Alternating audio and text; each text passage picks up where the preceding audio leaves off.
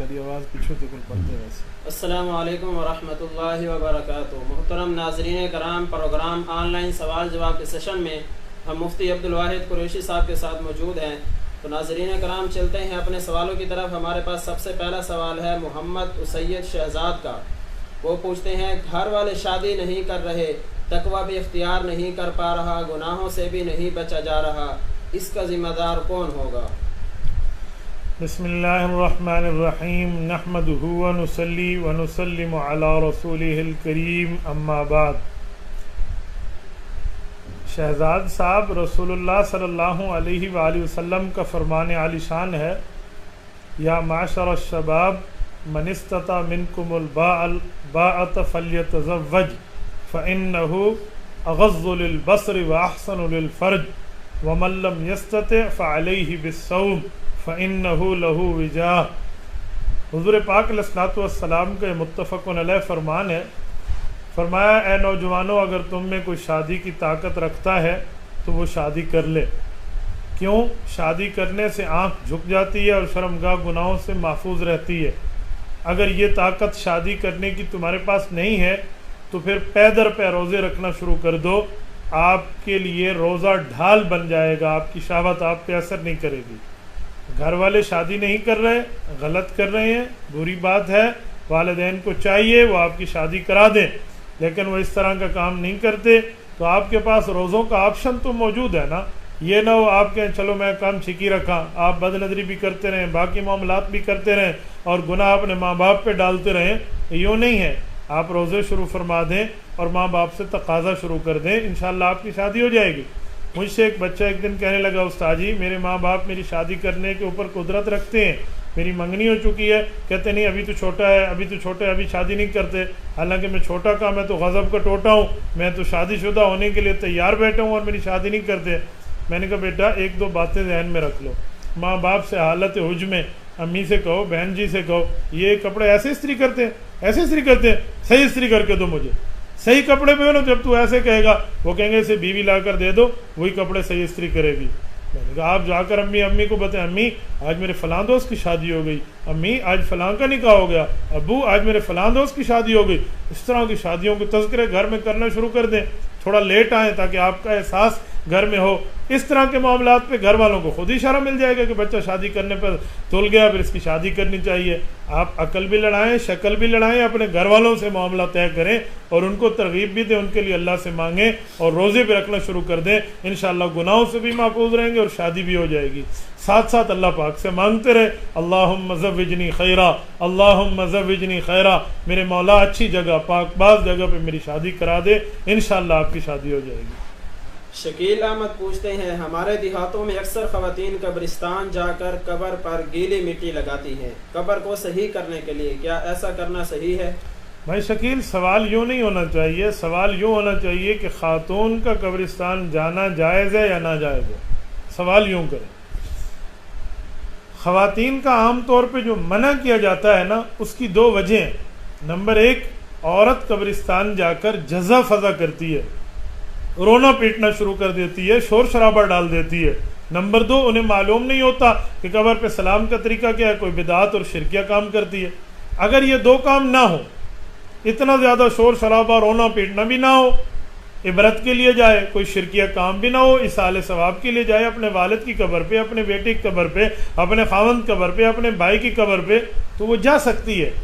اس طرح خاتون کا قبرستان جانا جائز ہے، منع نہیں ہے. وہ ایک دور تھا جب شروع میں سب کو منع کیا گیا تھا. رسول اکرم صلی اللہ علیہ وسلم فرمایا کنت نہیتکم عن زیارت القبور فزوروها فانها تذکر الاخرہ. میں نے پہلے منع کیا تھا، اب میں اجازت دے رہا ہوں آپ جائیں قبرستان کی زیارت کریں تاکہ آپ میں آخرت کی یاد پیدا ہو جائے. تو خاتون قبرستان جا سکتی ہے. باقی قبر کی اصلاح کرنا، قبر کو ٹھیک کرنا، مثلا یہ اپنی والدہ کی قبر پہ گئی ہے اپنے محرم کے ساتھ، اس محرم کو چاہیے وہ قبر کی اصلاح کرے یا کسی مستری کو بلا کر کرے. خاتون کیوں کرتی پھرے؟ خاتون کا کیا کام ہے؟ وہ قبریں لپیندی کھڑوتی ہے گھڑمالے چاہ کے. آپ کچھ معاملہ دیکھیں، کوئی معاملات سامنے رکھیں، کسی مستری کو کہیں 2-4 روپے اس کو دے کر آپ قبرستان کو ٹھیک کریں. یہ کام عورتوں کا نہیں ہے. راؤ خاور پوچھتے ہیں سجدہ صاحب کن صورتوں میں لازمی ہے؟ کتنی کمی بیشی ہو تو سجدہ صاحب ادا کریں؟ بیٹا واجب نہ ادا کریں یا واجب کے ادا کرنے میں کم از کم 3 دفعہ سبحان اللہ سبحان اللہ سبحان اللہ کی مقدار میں تاخیر ہو جائے پھر آپ پہ سجدہ ثواب ہے۔ نماز میں 13 واجبات ہیں، آپ نماز حنفی خریدیں اور 13 واجبات کو پڑھیں، یاد کریں، ذہن میں بٹھائیں اور اس طریقے پہ عمل کریں۔ واجب ادا نہ ہوگا یا واجب کی ادائیگی میں تاخیر ہوگی تو آپ پر سجدہ ثواب آ جائے گا۔ اگر آپ نے سجدہ ثواب نہ کیا تو نماز کا اعادہ کرنا پڑے گا، دوبارہ پڑھنی پڑے گی۔ امان اللہ بھائی پوچھتے ہیں اگر کوئی گھر میں نماز پڑھتا ہے تو کیا وہ عورت سے آگے ٹھہرے یا پیچھے ٹھہرے؟ گھر میں نماز پڑھتا ہے یا جماعت سے پڑھتا ہے؟ گھر میں نماز پڑھتا ہے۔ امان اللہ صاحب سوال سیدھا کیا کریں، گھر میں جماعت کرتا ہے بندہ اپنی بیوی کے ساتھ، اپنی بہن کے ساتھ، یہ پوچھنا چاہ رہے ہیں نا؟ عورت آگے ہو یا پیچھے بندہ نماز پڑھ رہا ہو وہ تو نہیں مسئلہ، وہ تو گھر والے چل رہے ہیں۔ جب آپ جماعت کریں گے تو پھر اصول اور ہوگی۔ جماعت کے لیے جو اصول ہے نا وہ اصول یہ ہے کہ خاتون ایسے ہی پیچھے ٹھہرے گی جیسے امام اور مقتدی ٹھہرتے ہیں پورے صف کے اندر۔ 2 بندے ہو نا تو وہ ایک دوسرے کے ساتھ ٹھہرتے ہیں، شرط ہے مرد ہو، یعنی مقتدی کے پاؤں کے انگوٹھے امام کی ایڑی کے ساتھ لگیں، اس طرح ٹھہرتے ہیں، قریب ہوں دائیں بائیں میں۔ لیکن جب وہ خاتون ساتھ جماعت میں ٹھہرے گی تو خاتون کا کام یوں نہیں ہے، خاتون ایسے ٹھہرے گی جیسے پچھلی صف میں اور یہ اگلی صف میں، اگرچہ یہ 2 ہو جائیں۔ تو خاتون کے ساتھ جب آپ نماز پڑھیں گے، جب آپ کی بیوی کیوں نہ ہو، ماں کیوں نہ ہو، بہن کیوں نہ ہو، تو آپ اس طرح پڑھیں گے، آپ 100% آگے ٹھہریں گے، وہ 100% پیچھے ٹھہرے گی، پھر آپ جماعت سے نماز پڑھیں۔ عبد الرحمان قریشی پوچھتے ہیں ٹی وی پر ڈرامہ دیکھنے سے وضو ٹوٹ جاتا ہے کیا؟ قریشی صاحب تھوڑا خیال کیا کریں، ٹی وی پہ ڈرامے اگر آپ نے ڈراؤنے دیکھے ہیں، ہو سکتا ہے آپ کی کوئی معاملے میں کوئی خرابت ہو جائے اور وضو ایسے ہی ٹوٹ جائے آپ کا ڈر کے مارے، یا ٹی وی پر آپ نے کوئی غلط منظر دیکھا ہے تو شہوتاً کوئی معاملہ خراب ہو جائے تو بھی آپ کا وضو ٹوٹ جائے۔ اگر اس طرح کے کوئی معاملے نہیں ہیں تو صرف کسی نامحرم کو یا ٹی وی پر ایسے ڈرامہ دیکھ لینے سے وضو نہیں ٹوٹتا۔ باقی ٹی وی پہ اس طرح کی چیزیں دیکھنا جائز نہیں ہے، گناہ ہے، غلط ہے، خلاف شریعت ہے۔ زاہد اشرف پوچھتے ہیں کیا میاں بیوی مسجد میں سو سکتے ہیں؟ زاہد صاحب اللہ آپ کو خوش و خرم رکھے، میاں بیوی کو کون سی ضرورت پڑی ہے کہ مسجد میں جا کر سوئیں؟ حضرت سیدہ عائشہ رضی اللہ عنہ فرماتی ہیں اللہ کے رسول صلی اللہ علیہ وسلم آج دنیا میں موجود ہوتے تو خواتین کو مسجد آنے سے منع فرما دیتے۔ یہ اس وقت کی بات ہے جو خیر القرون تھا، آج 14 سال گزرنے کے بعد تم خواتین کو مسجد میں لا کر بٹھائے بیٹھے ہو۔ مرد کو مسجد میں سونا جائز ہے۔ حضرت علی المرتضیٰ رضی اللہ تعالیٰ عنہ کرم اللہ وجہ الکریم کو جو ابو تراب کا لقب ملا یہ بھی مسجد میں سونے کے لیے۔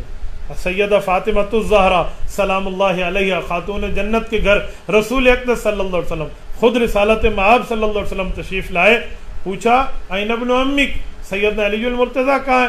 حضرت فاطمہ نے فرمایا ان بینی و بینہ شیء فغاضبنی فلم یقل عندی۔ صحیح بخاری میں میرے اور علی المرتضیٰ رضی اللہ عنہما کے درمیان کچھ اونچ نیچ ہو گئی تھی، انہوں نے غصہ فرمایا اور میرے ہاں کیلولے کی نیند انہوں نے نہیں فرمائی اور دوپہر کی نیند یہاں سے چھوڑ کر چلے گئے۔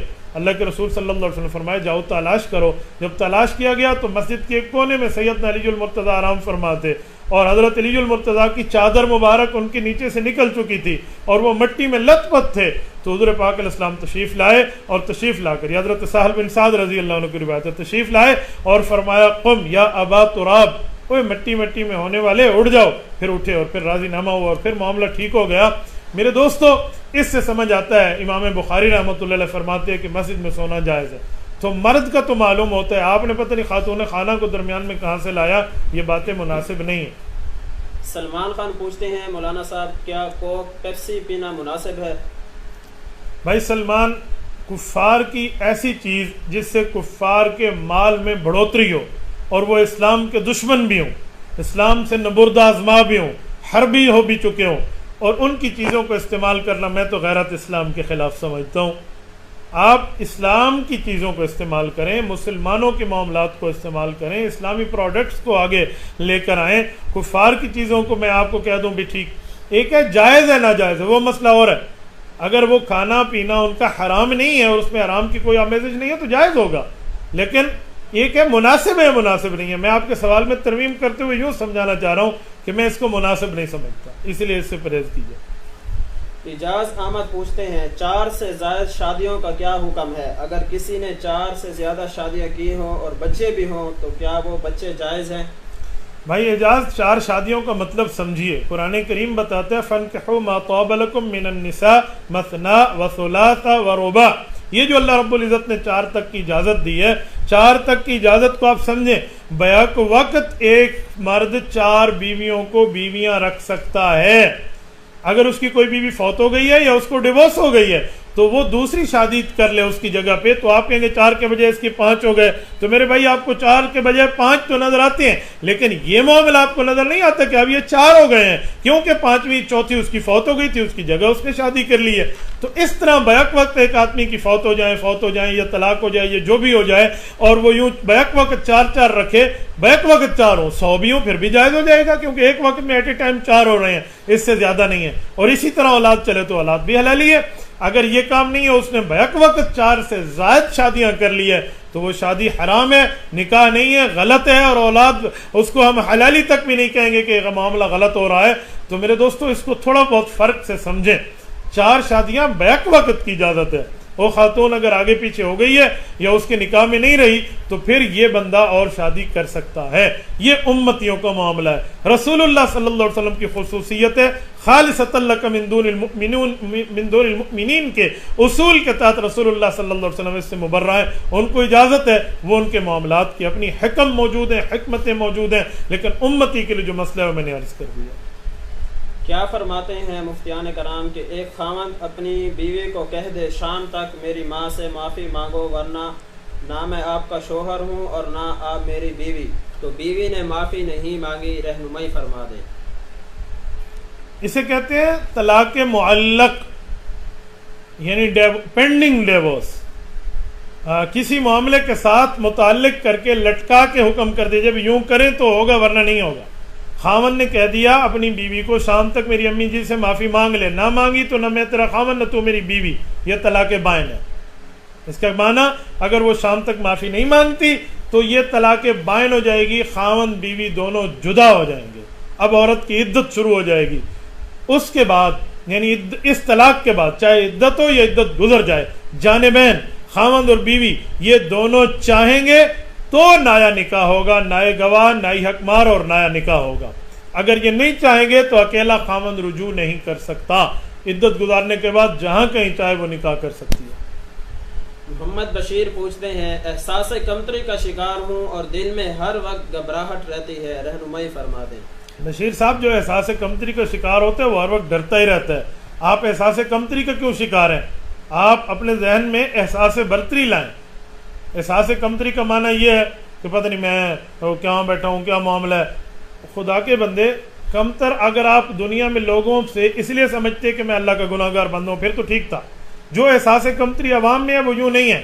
بندہ سمجھتے ہو یہ تو بہت اچھا کاروبار کر رہا ہے، بابا میرے اندر تو کاروبار کی صلاحیت ہی نہیں ہے. اس پہ بندہ پریشان ہو جاتا ہے. یوں نہیں ہونا چاہیے. اللہ نے آپ کو 2 ٹانگیں دی ہیں، باقیوں کی بھی 2 ٹانگیں ہیں. آپ احساس کمتری کا کیا شکار ہیں کہ آپ کی 1 ٹانگ ہے؟ کیا آپ کا 1 ہاتھ ہے؟ کیا آپ کی 1 آنکھ ہے؟ کیا آپ کا آدھا ناک ہے؟ کیا آپ کا 1 کان ہے؟ کیا آپ کی جو ہے نا کیا کہتے ہیں سوچ اس طرح نہیں ہے؟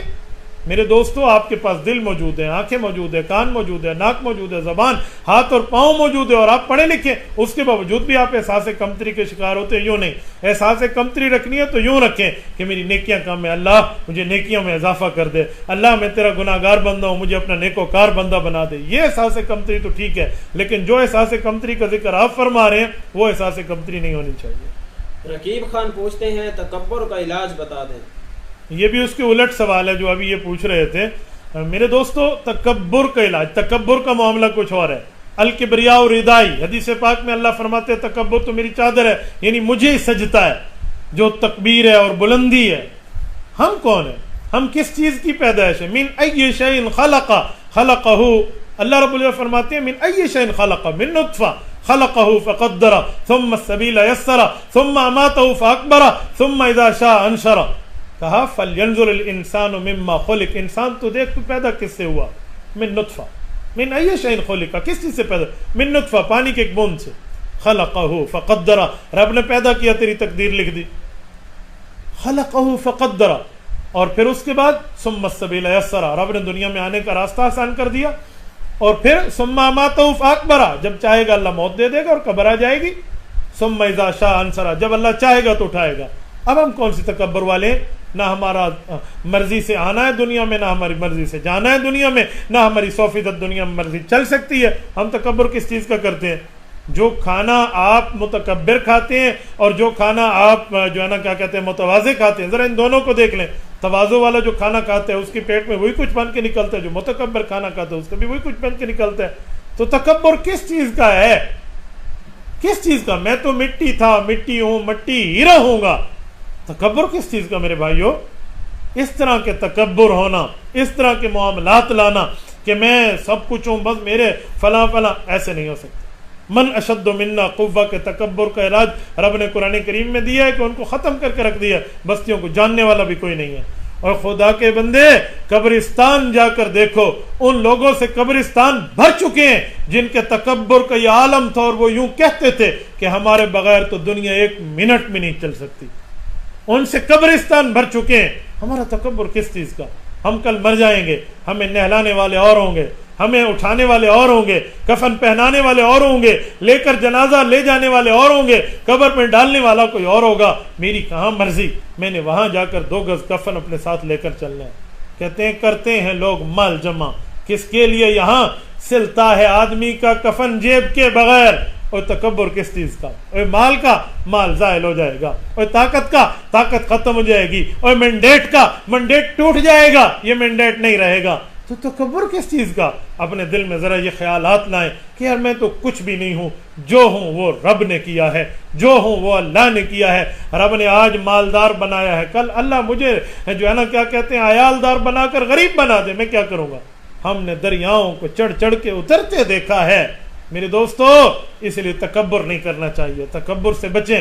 تکبر عزازیل راخوار کرد، بزندان لعنت گرفتار کرد۔ حضرت شیخ سعدی شیرازی رحمۃ اللہ علیہ فرماتے ہیں کہ شیطان نے تکبر کیا تھا، انا خیر منہ خلقتنی من نار وخلقتہ من طین، میں تو آدم سے بہتر، میں مٹی سے پیدا نہیں آگ سے، یہ تو مٹی سے پیدا ہے۔ تو رب نے کیا کیا؟ فرماتے ہیں بزندان لعنت گرفتار کر، اس نے تکبر کی اور خود کو لعنت کی قید خانے میں اپنے آپ کو لا کر بٹھا دیا۔ تو تکبر نہیں کرنا چاہیے۔ من تکبر وضع اللہ، رسالت مآب صلی اللہ علیہ وسلم فرماتے جس نے تکبر کیا رب گرا دے گا۔ اور پھر فرمایا من تواضع للہ رفع اللہ، جو اللہ کے لیے جھکنا جانتا ہے وہ اس آدمی کو اللہ اٹھا دیتے ہیں۔ یاد رکھیں اکڑنا یہ مردے کا کام ہے، اور جو ہے نا اپنے اندر لچک رکھنا یہ زندے کا کام ہے۔ اس لیے متکبر مردے کی مانند ہے، متواضع زندے کی مانند ہے۔ زندگی کو دیکھیں، مردگی کو کیا دیکھ رہے ہیں آپ؟ محمد سعید پوچھتے ہیں شریعت میں بخیل کسے کہتے ہیں؟ بیٹا شریعت میں بخیل 2 قسم کے ہیں۔ نمبر 1، جہاں شریعت کہے مال خرچ کرو اور بندہ وہاں مال خرچ نہ کرے، یہ بخیل ہے۔ وَأَمَّا مَنْ بَخِلَ وَاسْتَغْنَى سے آپ اس کو دیکھ لیں۔ ابو بکر مال خرچ کرتے تھے دین پر، ولید بن مغیرہ نہیں کرتا تھا، اور رب نے اسے بخیل کہا ہے۔ سورۃ لیل کے اندر سورۃ نمبر 91 ہے، پارہ نمبر 30 ہے۔ تو بخیل جہاں شریعت مال لگانا چاہتی ہے مہمان کی آمد پہ، باقی معاملات پہ، اپنی اچھائی کے معاملات پہ، اپنی اعلی اولاد اپنے بچوں کے لیے، وہ نہیں کر رہا تو یہ بخیل ہے۔ جس جگہ شریعت مال لگانے کی بات کر رہی ہے اور یہ انکار کر رہا ہے، یہ بخیل۔ نمبر 2 بخیل وہ ہے، رسول اللہ صلی اللہ علیہ وسلم فرماتے ہیں بخیل من ذکرت عنده فلم یصلی علیہ، کما قال الاسلام، کہ جس کے پاس میرا ذکر ہو اور میرے اوپر درود نہ پڑے، یہ بھی بخیل ہے۔ تو جو رسول اللہ صلی اللہ علیہ وسلم کے نام پہ درود نہیں پڑتا یہ بھی بخیل ہے، اور جہاں شریعت مال لگانا چاہتی ہے وہاں یہ نہیں لگاتا یہ بھی بخیل ہے۔ اس لیے اللہ ہمیں بخل سے محفوظ فرمائے۔ میر حمزہ پوچھتے ہیں مفتی صاحب حضور اقدس صلی اللہ علیہ وسلم کا کرتا مبارک کیسا تھا؟ مطلب کہ آج کل جو لوگ بین کالر والے کپڑے یا بالکل کالر نہ ہو تو پہنتے ہیں، یہ پہننا ٹھیک ہے یا نہیں؟ میرے دوستو رسول اقدس صلی اللہ علیہ وآلہ وسلم سے جو کرتا ثابت ہے نا، اس کرتے کو شمائل ترمذی میں آپ تفصیل سے دیکھ سکتے ہیں۔ میری ایک بات آپ ذہن میں رکھیے، اسلامی لباس رسول اقدس صلی اللہ علیہ وآلہ وسلم کا ہے۔ آپ علیہ الصلوۃ والسلام نے سفید کرتا استعمال فرمایا اور اسی کو پسند فرمایا، باقیوں کی اجازت ہے، منع نہیں ہے۔ اس کے علاوہ اکا دکا معاملات پہ آپ علیہ الصلوۃ والسلام نے جبہ مبارک میں زیب تن فرمایا اور کرتے کو بالکل سادہ ہی رکھا ہے، اس میں کالر نہیں تھے، اس میں باقی معاملات نہیں تھے، یہ غلط معاملات نہیں تھے، اس سے محفوظ رہیں تو بہت بہتر ہے۔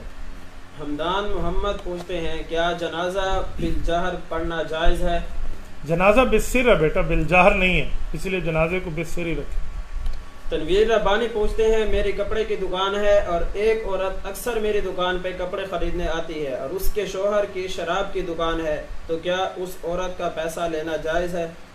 کسی کا 100% حرام کاروبار سے کمایا ہوا پیسے اور آپ کو پتہ ہے کہ صرف اس کی حرام کی آمدنی ہے اور حلال کی نہیں ہے، پھر تو ایسی خاتون سے پیسہ لینا آپ کے لیے جائز نہیں ہوگا، یہ یاد رکھیں۔ حرام کا کاروبار، ہاں اگر اس کا مشترک ہے، کچھ حرام ہے اور کچھ حلال ہے، پھر تو کوئی گنجائش نکل سکتی ہے، اور اگر 100% حرام کا مال ہے تو اس آدمی کے ساتھ کوئی لین دین نہیں ہے۔ نثار امان پوچھتے ہیں غلو کیا ہے اور اپنے آپ کو مدینہ کا کتا کہنا کیسا ہے؟ غلو کا معنی ہے ایسی دین کی تعبیر میں خود کو آگے لے جانا جو شریعت کو نہ مطلوب ہو، نہ مستحسن ہو، نہ شریعت اس کا حکم کرتی ہو، ایسا معاملہ کرتے ہیں، غلو ہے۔ جیسے افراط اور تفریط ہے نا، دین میں کمی اور دین میں اضافہ، تو اس میں بالکل ہائی پیک کا نام، بالکل ہائی پیک کا نام جو ہوتا ہے، چوٹی کا نام، یہ غلو ہے۔ ایسا اپنے آپ کو کر دینا جو بالکل غلط ہے۔ نمبر 2، محبت اور غلو کو ذرا سمجھیں۔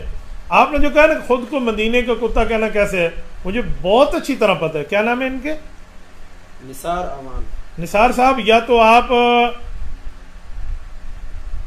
غلط بندوں کو سنتے ہیں یا غلط بندوں کو پڑھتے ہیں، آپ کے ذہن میں کیوں ہے؟ آپ کا جو اعتراض ہے نا کہ مدینے کا کتا کہنا، یہ آپ کا اعتراض قاسم العلوم والخیرات، بانی دارالعلوم دیوبند، حجت الاسلام والمسلمین، سیدنا ابو بکر صدیق کے فرزند ارجمند، ان کے خاندان کے چشم و چراغ حضرت مولانا محمد قاسم نانوتوی رحمہ اللہ پہ۔ کیوں؟ انہوں نے خود کو کہا تھا، اے اللہ مجھے حضور پاک علیہ الصلوۃ والسلام کے مدینے کا کتا بنا دے، میں وہاں پھرتا پھروں، اور جب میں مر جاؤں تو مجھے مدینے کے جانور کھا جائیں۔ یہ محبت رسول میں بات کی تھی۔ آپ اس کو غلو کہتے ہیں۔ محبت اور غلو میں آپ کو سمجھ نہیں ہے، اور اگر یہی ہے غلو تو پھر میں دل پہ ہاتھ رکھیے، میں حضرت نانوتوی رحمۃ اللہ کے دفاع میں اتنی بڑی دلیل لانے لگا ہوں جو شاید آپ کے بس کی باہر کی بات ہو۔ تاریخ الخلفاء، حضرت امام جلال الدین السیوطی رحمۃ اللہ علیہ کی کتاب ہے۔ حضرت ابو بکر صدیق رضی اللہ عنہ کے واقعہ ذکر فرماتے ہیں، سیدنا صدیق اکبر رضی اللہ عنہ نے مدینے میں بیٹھے ہوئے ایک پرندے کو دیکھا اور فرمایا، طوبیٰ لک یا طائر تظل بہ الشجرہ تأکل من الشجرہ وتصیر الی غیر حساب۔ پرندہ، واہ کیا بات ہے، سایوں میں اڑتا ہے، اچھی خوراک کھاتا ہے، اچھی خوراک پیتا ہے، تجھ سے کوئی حساب نہیں ہوگا۔ ابو بکر سے تو حساب ہوتا ہے، کاش ابو بکر مدینے کا پرندہ ہوتا۔ مجھے بتائیں کہ ابو بکر صدیق نعوذ باللہ اپنے انسان ہونے پہ راضی نہیں تھے؟ لقد خلقنا الانسان فی احسن تقویم کے نعوذ باللہ عملی منکر بن رہے ہیں۔ کون بدبخت یہ کہے گا کہ ابو بکر صدیق کیوں بن رہے تھے؟ وہ بھی محبت ہے اور یہ بھی محبت ہے۔ وہ کہنے لگا اس نے مدینے کا پرندہ کہا، میں نے کہا انہوں نے بھی مدینے کا کتا کہا ہے، تیرے ڈیرے کا تو نہیں کہا۔ تھوڑا فرق سمجھ لے، تھوڑی محبت کے معاملات کو دیکھ لے، تھوڑا عشق کے معاملات کو دیکھ لے، تو ان معاملات کو سامنے رکھ کے آپ بات کرنا سیکھیں۔ ملوک بٹنی پوچھتے ہیں بوڑھے والدین کی خدمت کا موقع نہ ملے لیکن ان کو ناراض بھی نہ کریں تو خدمت نہ کرنے کا گناہ ہے یا نہیں؟ والدین بوڑھے ہوں یا جوان ہوں، خدمت آپ کے ذمے ہے، یہ بات یاد رکھیں۔ قرآن کریم نے تو بوڑھے ہونے پہ تو زیادہ زور دے کر فرمایا ہے، فرمایا وَقَضَى رَبُّكَ أَلَّا تَعْبُدُوا إِلَّا إِيَّاهُ۔ اللہ پاک نے اس بات کا فیصلہ کر لیا ہے، توحید مانو، وَبِالْوَالِدَيْنِ إِحْسَانًا، اور ماں باپ کے ساتھ اس نے سلوک کرو۔ ٹھیک ہے، یہ جوان بوڑھے دونوں برابر ہیں۔ اگلا جملہ، اما یبلغن عندک الکبر احدہما او کلاہما فلا تقل لہما اف ولا تنہرہما وقل لہما قولا کریما۔ اللہ فرماتے ہیں وہ دونوں بوڑھے ہو جائیں یا ان میں سے کوئی ایک بوڑھا ہو جائے، تو نے ان کے ساتھ سختی نہیں کرنی۔ فلا تقل لہما اف، اف تک بھی نہیں کہنا، ان سے بیزاری، یہاں اف ہے مراد بیزاری ہے، ان سے بیزاری بھی نہیں کرنی، ان کی نافرمانی بھی نہیں کرنی، بلکہ کیا کرنا ہے، وَقُلْ لَهُمَا قَوْلًا كَرِيمًا، میٹھی پیاری نرم والی، مہربانی والی، کنسیشن والی، عافیت والی، محبت والی، پیار والی گفتگو کرنی ہے ان سے۔ تو یہ خدمت کا حصہ ہے۔ آپ ماں باپ سے اگر دور ہیں اور خدمت نہیں کر سکتے، ماں باپ کو کما کر بھیج رہے ہیں، ماں باپ کو کوئی چیزیں بھیج رہے ہیں، ماں باپ کا تعاون کر رہے ہیں اور ان کی اجازت سے آپ باہر ہیں، تو آپ کے اوپر خدمت نہ کرنے کا گناہ نہیں ہے۔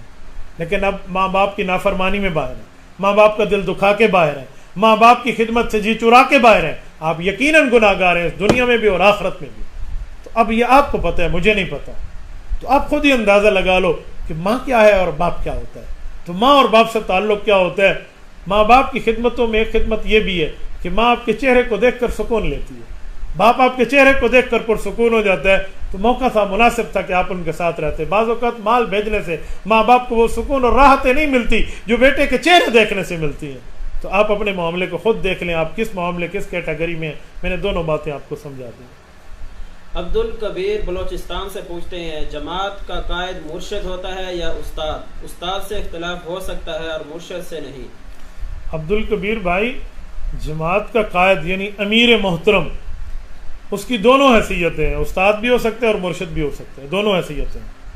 لیکن آپ کہتے ہیں استاد سے اختلاف ہو سکتا ہے مرشد سے اختلاف نہیں ہو سکتا، یہ کس نے آپ کو کہا ہے؟ دلیل کے ساتھ ادب کے درجے میں آپ اپنی رائے کا اظہار کر لیں، اس حد تک تو آپ کو اختلاف کی گنجائش موجود ہے. لیکن اختلاف کا معنی خلاف، اختلاف کا معنی ان کے اوپر پگڑی اچھالنا اور ان پر مٹی اچھالنا اور ان پر دھول اچھالنا اور ان پر اعتراضات اچھالنا، یہ تو استاد پہ بھی جائز نہیں ہے، مرشد پہ بھی جائز نہیں ہے. تو اس لیے آپ اپنے قائد محترم جو آپ کے اہل حق قائد محترم ہیں ان کے ساتھ اپنی رائے پہ دلیل کی بنیاد پہ اختلاف کی رائے پیش کر سکتے ہیں، اس پر کوئی مسئلہ نہیں ہے، وہ چاہے آپ کے مرشد محترم ہو یا آپ کے استاد محترم ہو. نماز میں دل لگانے کا وظیفہ بتا دیں. نماز میں دل لگانے کا وظیفہ صرف یہی ہے کہ آپ نماز سنت کے مطابق ادا کریں اور نماز آداب کے مطابق ادا کریں، نماز کے آداب کا لحاظ رکھیں تو آپ کا دل لگے گا. ایک بندے نے نماز میں اللہ اکبر کی اور ادھر دیکھا، نہ کوئی عطا نہ کوئی پتہ، تو پھر اس کا دل کیسے لگے گا؟ یہ جب اللہ اکبر کر رہا ہو تو ایک بار آپ قبلے کی طرف دیکھ کے اپنے دل میں یہ بات لائیں کہ میرے سامنے کعبۃ اللہ موجود ہے، میں پل صراط پر گویا موجود ہوں، میرے دائیں جنت ہے، میرے بائیں جہنم ہے. اب میں اللہ کے معاملے کو سامنے رکھتے ہوئے اللہ اکبر کر رہا ہوں، یہ اپنے دل میں استحضار پیدا کریں. پھر ہاتھ باندھیں. ہاتھ باندھنے میں ایک بات سمجھیں کہ جو پہلے میں نے ہاتھ اٹھائے تھے وہ ایسے جیسے کوئی مجرم ہاتھ اٹھاتا ہے، اور اس کے بعد ہاتھ باندھے تو مجرم کے سامنے، اللہ کے سامنے جو مجرم بن کے میں نے ہاتھ باندھے ہوئے کھڑا ہوں اور اللہ سے مناجات کر رہا ہوں. اور جب رکوع میں جائیں تو یہ تصور کریں کہ جیسے کوئی دشمن کو آپ کہتے ہیں میں نے اسے گھٹنوں پہ جھکا دیا ہے، تو گھٹنوں پہ جھکنا آپ کے سامنے ایک بات ہوتی ہے، تو آپ کہیں اللہ آج میں گھٹنوں پہ جھک گیا ہوں، میرے گناہوں کو معاف کر دیں. میرے مولا میں آپ کا منکر تھا، آپ کی شریعت کا انکار کر رہا تھا عملی طور پہ، اللہ میں گناہ گار تھا، میں نے آپ کی ویسے پہچان نہیں کی جیسے پہچان کرنے کا حق تھا، اللہ میں گھٹنوں پہ جھک گیا ہوں، مجھے معاف کر دیں. اس کے بعد سمیع اللہ لمن حمیدہ کہیں تو یہ بات دل میں لائیں. رکوع کرتے وقت آپ ایک بات دل میں رکھیں کہ جو آپ کے پاؤں کے انگوٹھے ہیں آپ کی نظر یہی ہونی چاہیے، اور یہ تصور کریں کہ والتفت الساق بالساق، ایڑیوں پہ ایڑیاں رگڑی جائیں گی روح نکلتے وقت، اور ان انگوٹھوں سے روح کو نکالا جائے گا، کھینچا جائے گا. تو یہ تصور آپ کے ذہن میں ہونا چاہیے. قیام میں آپ کی نظر سجدے کی جگہ ہونی چاہیے. سمیع اللہ لمن حمدہ میں اللہ نے میری بات سن لی، یعنی قبول کر لی، سماع نافع، اللہ نے میری بات سن لی ہے، قبول کر لی ہے، تو واہ واہ کیا بات ہے. اب سجدہ شکر ہے، جو پہلا سجدہ آپ کر رہے ہیں یہ سجدہ شکر ہے. اللہ تو نے مجھے معاف کر دیا، اللہ مجھے اپنا برگزیدہ بندوں میں شامل کر لیا، میری توبہ کو قبول کر لیا، رب میں سجدہ شکر کر رہا ہوں. اس کے بعد درمیان میں بیٹھیں رب اغفر لی ورحمنی، اور نظر اپنی دو سجدوں کے درمیان اپنی گود میں رکھیں. دوسرا سجدہ کس کے لیے؟